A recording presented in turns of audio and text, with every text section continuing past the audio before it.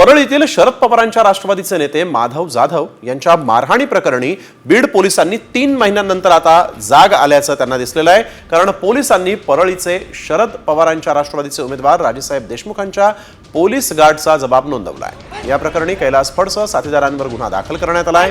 विधानसभा निवडणुकीच्या काळात माधव जाधव यांना बँक कॉलनी परिसरामध्ये कैलास फड आणि त्यांच्या साथीदारांना मारहाण केली होती।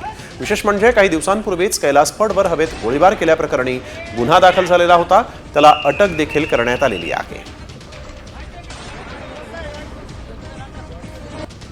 ॲडव्होकेट माधव जाधव यांच्या बाबतीमध्ये कशा प्रकारचं वर्तन त्या ठिकाणी केलं जातंय, अगदी त्यांना म्हणजे बॉडीगार्डला सुद्धा चुटकी वाजवून, पोलिसांना चुटकी वाजवून हे कोणाच्या जीवावरती हे लोकांनी केलेलं आहे आणि परत त्यांना मारहाण सुद्धा केली।